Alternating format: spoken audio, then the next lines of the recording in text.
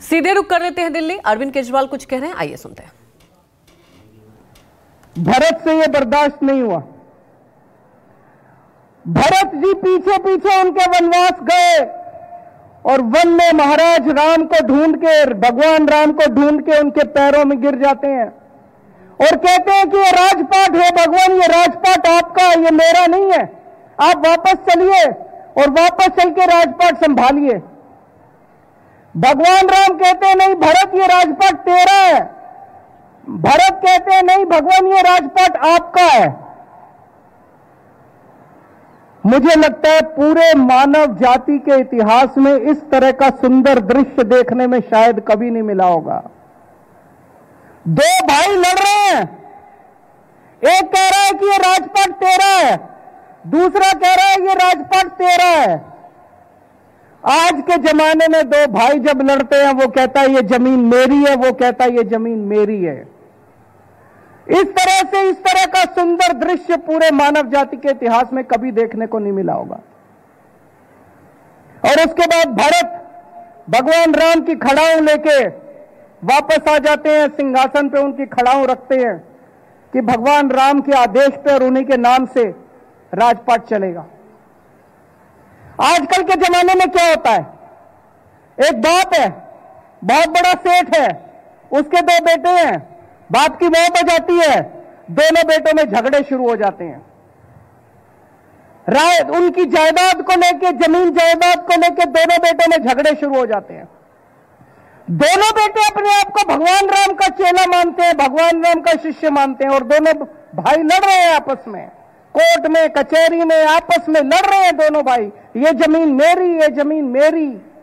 दोनों ने राम नाम का दुपट्टा ओढ़ रखा है।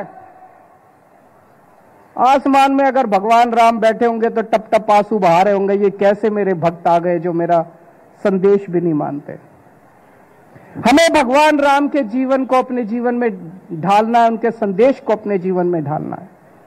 भगवान राम जाति को नहीं मानते थे, वो जाति के आधार पर भेदभाव नहीं करते थे।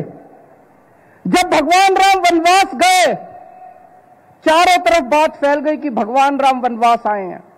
बड़े बड़े राजा, बड़े बड़े लोग उनके दर्शन करना चाहते थे।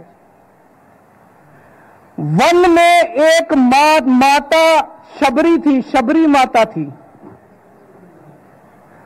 वो ऐसी जाति से आती थी जिसको समाज के अंदर जो छुआछूत से प्रताड़ित थी। माता शबरी छुआछूत से प्रताड़ित थी, वो ऐसी जाति से आती थी। उन दिनों में उसे छोटी जाति कहते थे, छोटी जाति से आती थी। भगवान राम की परम भक्त थी। भगवान राम बड़े बड़े राजाओं को दर्शन देने के लिए उनके महलों में नहीं गए। भगवान राम माता शबरी की गरीब झोपड़ी के अंदर उसको दर्शन देने के लिए गए। और जब भगवान राम माता शबरी को मिलने के लिए जाते हैं, वो इतनी भोली है, इतनी भोली है, वो चाहती है, वो बेर लेके आती है वन से, और वो चाहती है कि वो केवल मीठे बेर भगवान राम को खिलाए।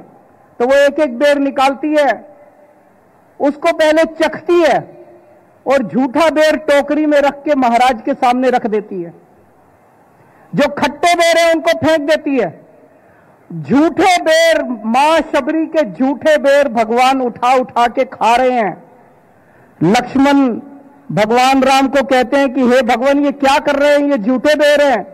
भगवान राम कहते हैं कि इतना अच्छा आहार मैंने आज तक जिंदगी में नहीं किया। कोई मेरा भक्त अगर प्यार से मुझे जो भी खिलाएगा, जैसे भी खिलाएगा, वो मुझे मंजूर है। ऐसे थे भगवान राम, जो जाति के आधार पे कोई भेदभाव नहीं करते थे। आज हमारा समाज जाति के आधार पे पूरा बटा हुआ है। दोस्तों, भगवान राम 14 वर्ष का वनवास पूरा करके वापस आते हैं, अयोध्या के राजा बनते हैं। उनके राजपाट में चारों ओर सुख शांति है, विकास ही विकास है। लोगों को किसी तरह की कोई परेशानी नहीं है। इतिहास के अंदर इसे राम राज्य की परिभाषा दी गई है, राम राज्य। जब राम राज्य की बात की जाती है तो कहा जाता है कि पूरे मानव जाति के इतिहास में इस तरह का सुख शांति वाला अच्छा शासन आज तक कभी नहीं हुआ।